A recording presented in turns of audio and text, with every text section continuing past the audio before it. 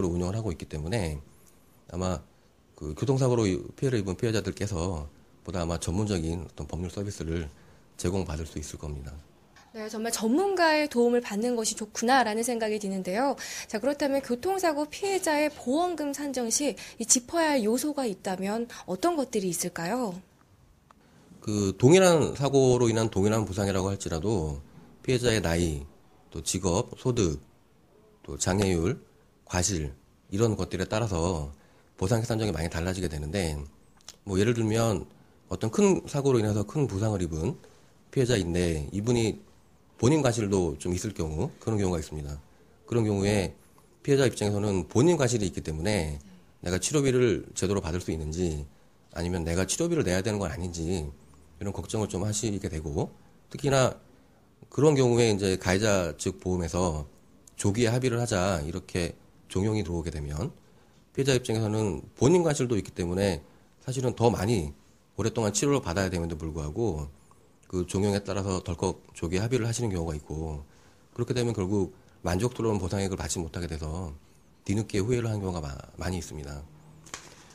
그래서 아까 말씀드렸다시피 그 보상액의 산정은 그런 요소들이 고려되고 그 보상액에 대한 판단을 어떻게 하고 또 일처리를 누가 하는지에 따라서 보상액이 많이 달라지기 때문에 전문 변호사와 합의를 하기 전에 꼭 상담을 하시는 게 피해자들 입장에서 매우 필요하다고 생각돼요. 네, 그렇다면 구체적으로 피해 보상 범위와 항목들은 어떻게 이루어지고 있는지 궁금하거든요. 그 피해 보상 범위 항목은 구체적으로 크게 세 가지로 나눌 수 있는데 적극적 손해, 또 소극적 손해, 위자료 이렇게 세 가지로 나눌 수 있습니다. 좀 더 구체적으로 말씀을 드리면 이 적극적 손해라는 거는 그 교통사고로 인해서 부상을 입으신 이후에 병원에서 입원해서 치료를 받으셨다면 입원비, 또 수술을 받으셨다면 수술비, 또 향후 수술이 필요할 경우에는 향후 수술비라든지 개호가 필요할 경우 개호비 같은 것이 포함이 되고요. 이 소극적 손해에는 그 교통사고로 인해서 일을 못 하셨으니까 휴업 손해 그리고 장애율에 따른 일실소득이 포함됩니다. 마지막으로 위자료는 교통사고로 인해서 입은 정신적 고통에 대해서 금전적으로 보상을 받는 부분입니다. 네, 그런데 만약에 교통사고가 발생했을 경우 교통사고는 다 소송으로 해결이 가능한 건지 아니면 소송 없이도 해결이 가능한가요? 네, 모든 교통사고 사건이 다 소송으로 해결되는 건 아니고요. 그 소송으로 가기 전에 가해자 측 보험회사와 합의를 시도해서 사건을 종결짓는 절차를 소외 합의라고 합니다. 그래서 저희 법인에서는 일단 사건을 맡게 되면 정확한 사고 내용하고 보상 내용을 판단하고 그리고 그 판단 자료를 기초로 추정 손해액하고 판결로 갔을 경우에 예상 판결 금액을 산정을 하게 돼요. 그래서 그런 자료들을 가지고 일단 가해자 측 보험회사를 만나서 그 소외 합의를 시도해보고 소외 합의에서 피해자가 만족할 만한 보상액을 이끌어냈을 경우에는 소외 합의로 사건이 종결되고요. 그렇지 않을 경우에는 결국 소송으로 갈 수밖에 없게 됩니다. 그런데 그 소외 합의 경우에는 저희 법원에서 진행한 사건 중에서 70% 정도는 소외 합의로 사건이 종결되고요.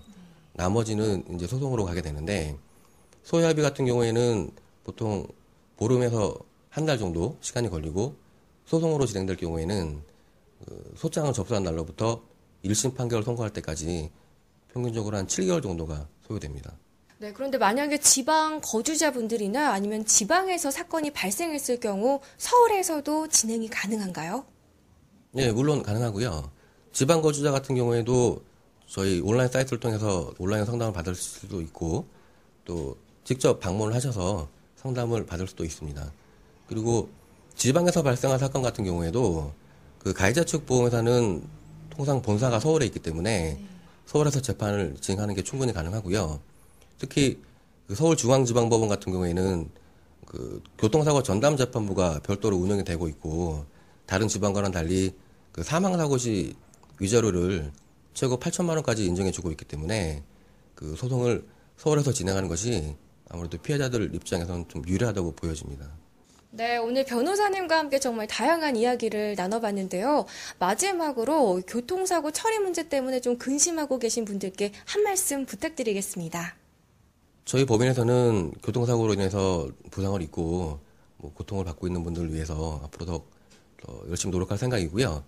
특히 비용 부담 때문에 걱정하시는 분들을 위해서라도 저렴한 비용으로 경제적 부담을 좀 최소한 줄이는 상태에서 보다 양질의 법률 서비스를 제공받을 수 있도록 하기 위해서 앞으로 계속 노력하겠습니다.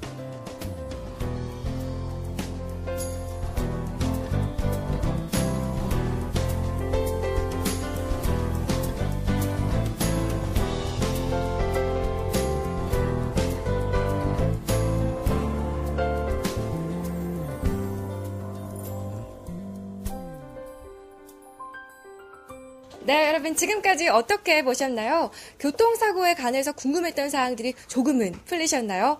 네, 법무법인 정립은 그동안 쌓아온 오랜 노하우와 전문 지식을 바탕으로 여러분들께 도움을 드리고자 최선의 노력을 다하고 있는 곳이었습니다.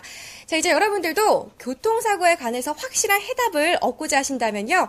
이제는 바른길 로우 사이트 들어가셔서 상담 받아보시는 거 잊지 마시고요. 많은 도움 받으시길 바라겠습니다. 지금까지 저는 법무법인 정립에서 리포터 안지미였습니다.